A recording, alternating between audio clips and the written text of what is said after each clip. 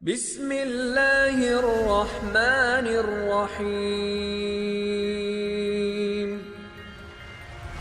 Assalamu alaikum wa rahmatullahi wa barakatuh. Chers téléspectateurs et auditeurs, soyez les bienvenus sur l'émission Sharia Intelligence aujourd'hui encore. Et aujourd'hui, Inch'Allah, on entame le 5e épisode de la Sharia Intelligence. Et le titre de l'épisode aujourd'hui, c'est comment représenter le prophète sallallahu alayhi wa sallam avec une méthodologie consistante. Inch'Allah, j'ai avec moi dans le studio aujourd'hui Monsieur Ismaïl. Assalamu alaikum. Alaykoum salam wa rahmatullah, et aussi la sœur Khadija. Salam alaikum. Alaykoum salam wa rahmatullah. Et moi, c'est Eslim Adeyema. J'aimerais commencer avec Monsieur Ismaïl. Dans les épisodes passés, on parlait de usul al-fiqh, on parlait des maqasid, on parlait de tout cela. Et aujourd'hui, on entame le sujet de usul al-fiqh. Qu'est-ce que veut dire usul al-fiqh? Et comment est-ce qu'il nous aide à représenter le prophète sallallahu alayhi wa sallam. Et la question c'est que veut dire usul al-fiqh et comment est-ce que usul al-fiqh est différent de fiqh? Alors, merci bien pour cette question. Et quand on prend usul fiqh, quand on prend le mot usul fiqh est composé de deux mots. On a usul et on a fiqh. Usul veut dire la racine, la fondation. Et le fiqh est considéré comme étant le produit même de la racine. Ça veut dire que c'est le résultat même de ce que la racine a produit. Donc, essayer d'établir et de faire une étude comparative entre usul et le fiqh, c'est dire quoi? Et usul fiqh est considéré ici comme étant l'étude des preuves et des évidences. Ça veut dire que usul fiqh étudie les preuves, la base même des évidences. Lorsque un verdict tombe, lorsqu'un verdict est développé, alors on se demande d'où vient comment on appelle ce verdict, d'où vient ce fatwa. Donc, des fois, ce qui fait notre problème dans la jurisprudence islamique, c'est que lorsque les verdicts tombent, on a souvent la confusion lorsque fondamentalement, on ne retrouve pas la source de ces verdicts-là dans le Coran et dans la sunna du prophète sallallahu alayhi wa sallam. Des fois, on est confus. On se dit, mais le Coran n'a pas dit ça. Et la sunna du prophète sallallahu alayhi wa sallam n'a jamais dit ça. Alors, ça vient d'où? Donc, usul fiqh vient comme étant un remède qui nous procure encore d'autres sources d'évidence sur lesquelles se fondent les vérités islamiques. Donc, le fiqh, lorsqu'on prend le fiqh est en quelque sorte le résultat, ce que les racines ont produit, c'est-à-dire la compréhension même de comment on appelle de usul fiqh. Donc, en quelque sorte, si je veux aller dans je veux prendre la métaphore de l'arbre.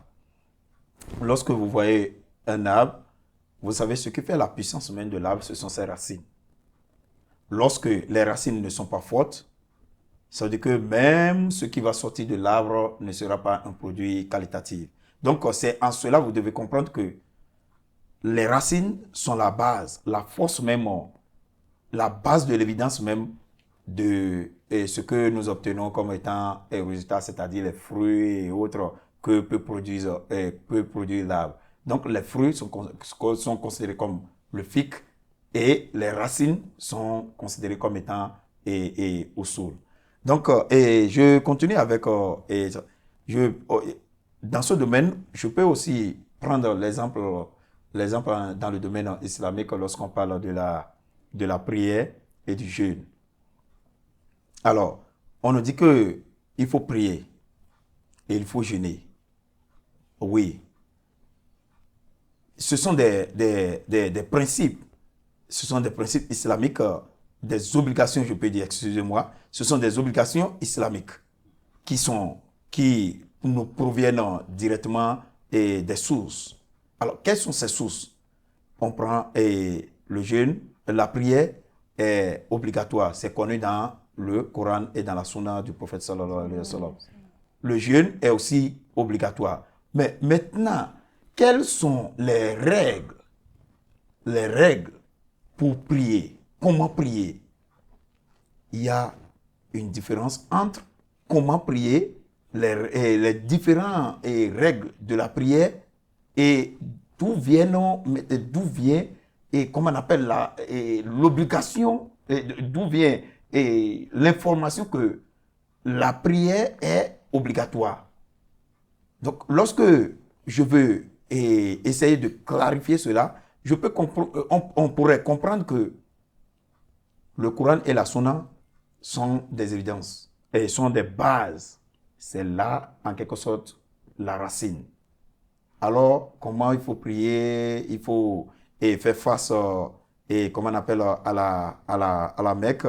Et pour observer ces prières, il faut faire l'ablution, il faut faire... Ça, ce sont des produits, ce sont des résultats, même, et le développement, en quelque sorte, du usul qui donne, comment on appelle, ces principes phares que nous avons utilisés et que nous utilisons. Donc, le jeûne, on dit que le jeûne est obligatoire. Lorsque c'est développé, on se demande d'où vient cette information. Donc, on va directement, qu'est-ce qu'il faut faire? Il faut aller à la base. La base même, c'est où? Ça vient d'où? Quelle est la force, la puissance même de cette base pour qu'on puisse la prendre comme étant une vérité islamique? Alors, c'est le Coran et la Sunna du prophète sallallahu qui a dit ça. Donc, ça veut dire que c'est là même l'évidence, c'est là même la base, c'est là même la preuve. Alors, les conditions de jeûne maintenant, comment observer le jeûne? Quand on est dans la période de jeûne, en faisant l'ablution, il ne faut pas mettre, comment on appelle, faut pas faire semblant de dire que vous voulez laver la bouche et être en train d'avaler de l'eau. Donc, tout ceci, ce sont en quelque sorte, je peux dire, ce sont des principes. Mais, vous voyez, ce sont des principes qui s'appliquent à tout le monde. En quelque sorte, lorsque on fait une étude comparative, on peut dire que Usul est unique. Mais le fiqh est commun. Le fiqh, c'est ce que nous avons, nos habitudes, nos comportements. Mais Usul nous conduit directement dans la source, la preuve. Alors, pour être plus explicite dans le développement même ou dans la clarification de Usul fiqh, on peut prendre des exemples très vulgaires ou simples, je pourrais dire. Allons-y dans le domaine de la chimie. On parle du réactant et comment on appelle, du produit. Le réactant permet de déterminer le produit qui est là. C'est quoi le réactant? Je vais prendre un exemple très simple en chimie. On parle du bleu de bromotinol. Lorsqu'on la met dans un aliment et que l'aliment prend la coloration bleu-violacée, ça veut dire que ça montre la présence de l'amidon. Alors, pour savoir qu'il y a de l'amidon dans lorsque quelqu'un me présente une pâte, il me dit que la pâte-là contient de l'amidon. Je me dis, mais comment tu sais que cette pâte-là contient de l'amidon? Oui, il est clair que c'est une pâte, mais ça contient de l'amidon. Pour comprendre d'où vient l'information, il faut avoir le réactant. Le réactant, c'est le bleu de bromotinol. Il faut l'ajouter et observer. Si ça prend cette coloration bleu-violacée, ça veut dire qu'il y a la présence de l'amidon dans l'aliment. Donc, retenez que, vous voyez, Usul, en quelque sorte, étudie la base même des évidences. Tandis que le fiqh, c'est le produit final de, comment on appelle, de ce qui vient de l'Usul. Et je continue avec mes exemples dans le domaine de la mathématique. On peut prendre l'histoire du BODMAS. Quand on parle de BODMAS, on parle comment on appelle, de la méthodologie mathématique qui conduit vers le résultat. L'équation est là. Oui, je vois l'équation. Alors, pour obtenir le résultat final, un résultat fiable, je dois nécessairement savoir et je dois suivre la méthodologie, la règle recommandé. Si, par exemple, il arrive que je mets un moins, ça veut dire que je tombe à un mauvais résultat. Si le résultat est bien suivi, quiconque, parce que la mathématique est universelle, quiconque applique la même méthodologie doit tomber au résultat final. Donc, vous voyez que l'importance et l'équation est considérée comme étant la preuve, tandis que le résultat est considéré comme étant le FIC.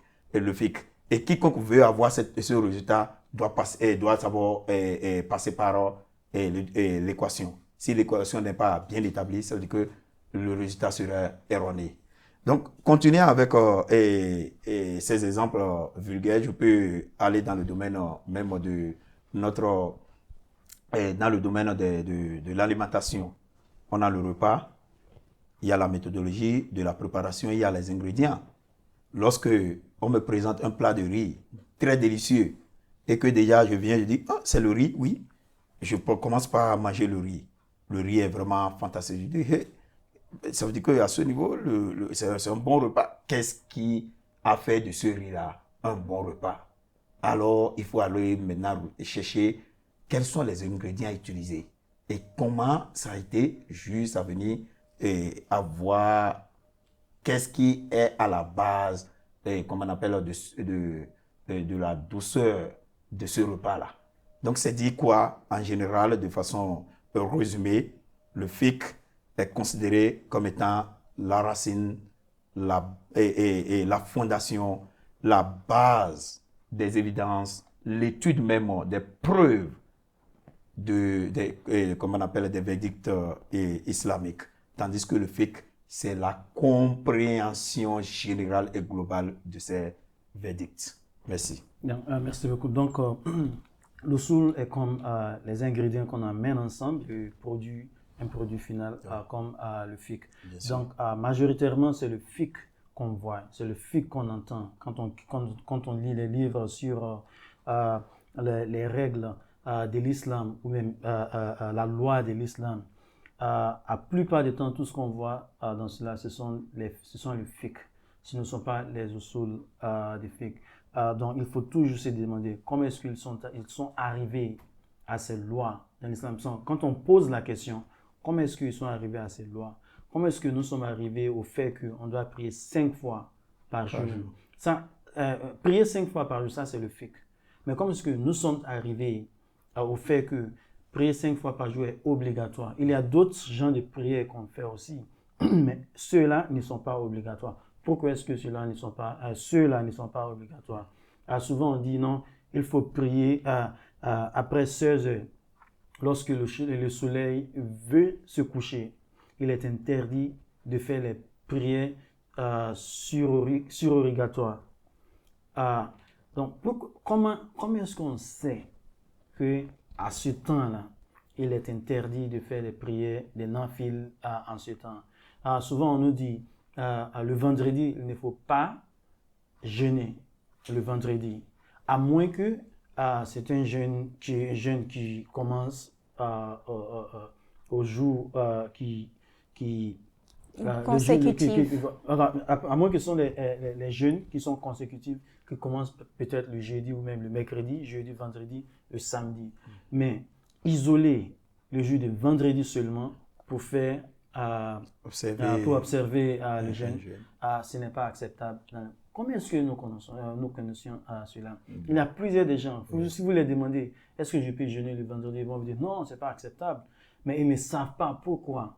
D'où provient. Quelle est la preuve? Voilà. Donc, savoir qu'on ne fait pas cela le jour de vendredi est le fiqh. Mais pourquoi on ne fait pas cela le jour de vendredi? Quelles sont les évidences? De quelle source vient cette information? Ça, c'est la recherche qu'on entame dans le solo fiqh. Donc, c'est pour seulement en résumé ce que vous avez donné. Merci beaucoup. Et sœur Khadija, on parle de solo fiqh. On sait qu'on a le solo fiqh. Et on sait qu'il y a les gens, les savants, qui entament le travail d'amener différentes évidences ensemble et on sait que le fait de faire ce travail de usul fiqh est ce qu'on appelle ijtihad, l'effort intellectuel qu'on met. Donc, quand on dit ijtihad, qu'est-ce que veut dire ijtihad et quelle est la relation entre ijtihad et fiqh? Merci beaucoup. Et usul fiqh. Merci beaucoup. Bismillah. D'abord, ijtihad est le raisonnement juridique islamique fait par un mujtahid, ça veut dire un érudit islamique. Il fait cela pour déduire des jugements qui ne sont pas explicitement énoncés dans le Coran ou le Sunna du prophète sallallahu alayhi wa sallam. Et parce qu'il y a beaucoup de fois que nous trouvions dans le Coran et le Sunna, il y a des choses qui sont ambiguës ou silencieuses. Et définitivement, nous avons besoin de savoir comment lier l'islam à notre propre réalité. Et aussi, nous devons savoir que pour la relation entre ijtihad et usul al-fiqh, c'est que le mujtahid a besoin d'avoir une compétence de usul al-fiqh pour pouvoir faire l'ijtihad. Usul al-fiqh, c'est l'ingrédient, alors que ijtihad, c'est l'action même, le verbe. Merci. Merci beaucoup. Monsieur Ismaël, un mot à ajouter sur cette question? Oui, et non pas pour ajouter, mais pour soutenir ce qu'elle est en train de dire. Et c'est très clair que lorsqu'on parle de ijtihad, on fait allusion à la raison. Alors, établir une relation entre la raison et usul fiqh, ça veut dire qu'il faut, et nous sommes en train de voir quelle est la capacité, notre possibilité lorsque il arrivait que les textes deviennent, comme elle a dit, ambigus, c'est-à-dire il y a une pluralité d'opinions sur un texte, ou lorsque les textes coraniques sont silencieux. Alors à ce niveau, qu'est-ce qu'il faut faire? Alors, et c'est là même l'importance de notre ijtihad. Donc ici, on doit faire preuve d'un bon raisonnement. L'ijtihad, notre raison, nous permet maintenant de partir et en tenant compte de la méthodologie que nous connaissons, c'est-à-dire en retournant à savoir est-ce que c'est le Coran ou la Sunna qui l'a dit. Non, il n'y a rien qui a été dit dans le Coran et dans la Sunna. Alors, il faut laisser les gens dans ce doute, il faut laisser les gens dans cette information. Donc, l'érudit est en ce moment permis d'utiliser sa propre raison, tout en tenant compte, en sachant que oui, ce que je suis en train de dire ne contredisent pas les règles de la jurisprudence islamique. C'est-à-dire quoi? Ça ne contredit pas le Coran et la Sunna du prophète sallallahu alayhi wa sallam. Donc c'est dire quoi? C'est de donner le meilleur de lui-même. C'est lorsqu'on fait une étude comparative entre la raison et usul fiqh, on peut voir c'est tout comme si, par exemple, on prend le football sans règles et le football avec les règles. Le football sans règles est considéré comme ijtihad et le football avec règles est considéré comme ijtihad plus usul fiqh. Ça veut dire que là, le football est là, la base est là, et il y a aussi la connaissance des règles et du jeu et la maîtrise même de la compétence. Donc, ici, je veux énumérer quelques exemples aussi. C'est, par exemple, la conduite et la bonne conduite, et la préparation et la bonne préparation. On prépare, on s'est conduit, mais lorsqu'on maîtrise les codes de la circulation, lorsqu'on maîtrise et on a cette compétence de contrôler les codes de la circulation, on devient encore un très bon conducteur. Donc c'est ainsi aussi, on s'est préparé, mais lorsqu'on sait très bien, il faut le sel avoir le cube. Il faut ça là, avant ceci, donc on devient un bon prépareur. Donc c'est à ça, c'est le peu que je peux augmenter sur Ijtihad et Usul Fiqh. Merci beaucoup. Il faut connaître les règles du jeu. Donc, je reste toujours avec vous. Quels sont les rôles de raisonnement dans la charia? Alors, la raison joue un rôle très capital dans le raisonnement ou dans le développement des lois ou des principes islamiques. Alors, le premier rôle, la raison nous permet d'identifier l'authenticité même de la révélation. C'est-à-dire ce que nous sommes en train de dire, est-ce que c'est authentique? C'est-à-dire, est-ce que ça vient du Coran ou de la Sunna? C'est-à-dire, la raison nous conduit à la base de nos évidences.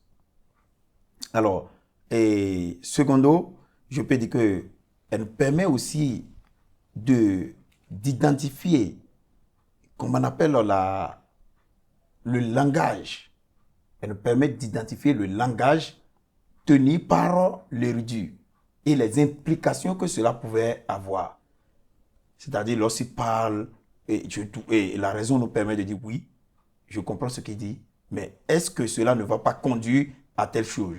La fin, il imagine déjà, il comprend déjà ce que cela pourrait produire si éventuellement on relayait l'information telle qu'elle a été développée par l'érudit. Oui, souvent aussi, je crois qu'on s'est dit, est-ce que le langage de l'érudit, est-ce que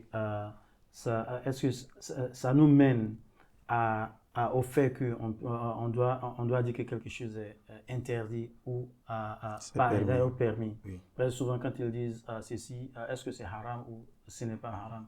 Donc, est-ce que ce qu'ils disent a l'implication du fait qu'on dit que quelque chose est haram ou ce n'est pas haram? Parce que quand on voit que toute décision juridique dans l'islam, c'est toujours sûr, tu peux faire quelque chose ou non, tu ne peux pas faire cette chose. Donc je crois que ça, c'est très important de relever ceci.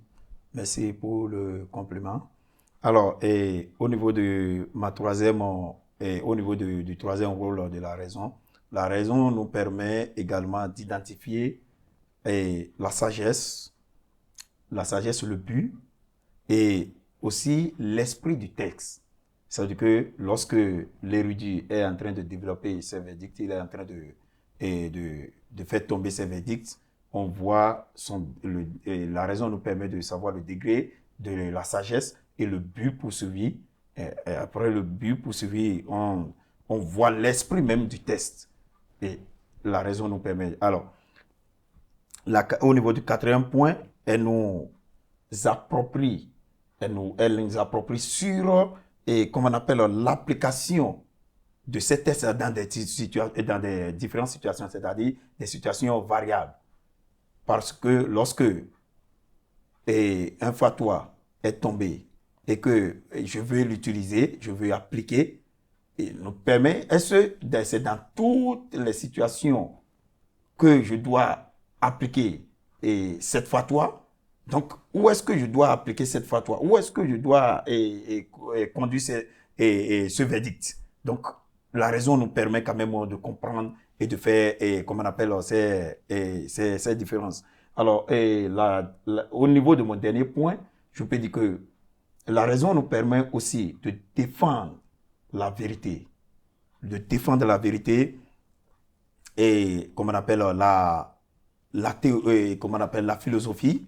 Et bien sûr, de faire la différence entre la vérité, la philosophie et la rhétorique. Parce que la rhétorique, lorsqu'on parle de la rhétorique, c'est en quelque sorte avoir l'art de bien parler. Quand on parle, et bien sûr, même si c'est faux, c'est que quand on l'entend parler, il a cette vivacité, il a cette capacité de dominer les autres par les verbes. Et de persuader les gens. Mais en réalité, ce qu'il est en train de dire n'a rien à voir avec la base même de l'évidence. Donc, c'est pourquoi et la raison nous permet quand même d'identifier et de savoir où est-ce qu'il y a la vérité, où est-ce que ici il est en train de faire une pure philosophie, ou ici il est en train de faire de la rhétorique. Donc voilà ce pourquoi la raison joue un rôle très majeur et je peux même dire un rôle fondamental dans le processus de la jurisprudence islamique. Merci. Et je crois que ce dernier point que vous avez mentionné est très important parce que ça nous permet de se protéger contre les démagogues, contre toute personne qui veut nous persuader sans évidence. Parce qu'ils ont ils ont l'aise de parler, donc ils commencent à dire toutes sortes de choses et si on ne fait pas attention et si on n'apprend pas le usul al-fiqh, on se trouvera dans une situation là où tout ce que les gens disent, on accepte. Mais parce que le usul al-fiqh nous permet de savoir comment penser. Lorsque quelqu'un dit quelque chose, comment savoir, comment détailler, comment décortiquer ce qu'ils disent et voir est-ce que ceci vient du Coran, est-ce que ceci vient du Sunna, est-ce que vous voyez, donc il faut suivre une méthodologie pour analyser ce que la personne dit, pour qu'afin on soit que oui, il dit de la vérité ou non, c'est de la rhétorique seulement que cette personne fait. Merci beaucoup. Sœur Khadija, on parle de usul al-fiqh, on parle d'ijtihad. Pourquoi comment est-ce que usul al-fiqh est unique et différente d'autres filières de l'islam? Merci beaucoup. Dans les autres domaines, les spécialistes doivent se baser seulement sur leur domaine. Quant à usul al-fiqh, les spécialistes doivent comprendre la langue arabe, ils doivent comprendre le sira, le hadith, le Coran et les autres domaines. C'est ça qui fait de usul al-fiqh un domaine spécial, unique des autres domaines islamiques. Merci beaucoup. Merci beaucoup. Donc, quand on parle d'usul al-fiqh, usul est différent d'autres domaines parce que quiconque veut entamer ou même apprendre l'usul al-fiqh doit seulement non comprendre la langue arabe. Il doit aussi comprendre, il doit aussi maîtriser le hadith, le sira, il doit comprendre toutes les choses qu'on a des spécialistes différents là-dessus, lui doit amener tout ensemble. Donc, pour pouvoir donner des décisions, pour pouvoir même faire son ijtihad. Parce qu'on ne peut pas faire ijtihad si on ne maîtrise pas la langue arabe. On ne peut pas faire ijtihad si on ne comprend pas la méthodologie de l'étude des hadiths. Si on ne comprend pas la méthodologie du tafsir, qui veut dire l'exégèse du Coran. Donc, il faut que celui qui veut faire usul al-fiqh, il doit s'armer avec toutes ces différentes filières. Donc, c'est pour cela que on dit, si c'est tafsir seulement, il comprend, il n'est pas capable de faire l'ijtihad parce qu'il comprend seulement le tafsir, il ne connaît pas fiqh. Donc, il ne connaît pas aussi le hadith. Donc, le usuli, la personne, ou le mujtahid, doit non seulement comprendre, doit non seulement maîtriser les autres sciences dans l'islam aussi. Et l'usul aussi, souvent on dit, est différent parce que l'usul se base spécialement sur là où il y a le silence dans les textes coraniques, parce que c'est en ce moment, on n'a pas des évidences qui sont concrètes et on doit résoudre quelques problèmes. Comment est-ce qu'on arrive ou bien comment est-ce qu'on aboutit à des solutions qui sont fiables même à la religion?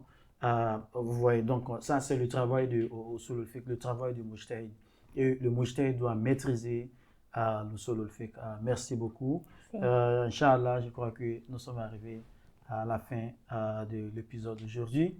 Merci d'être venu et merci à nos téléspectateurs et auditeurs. Inch'Allah, on se retrouvera dans l'épisode prochain.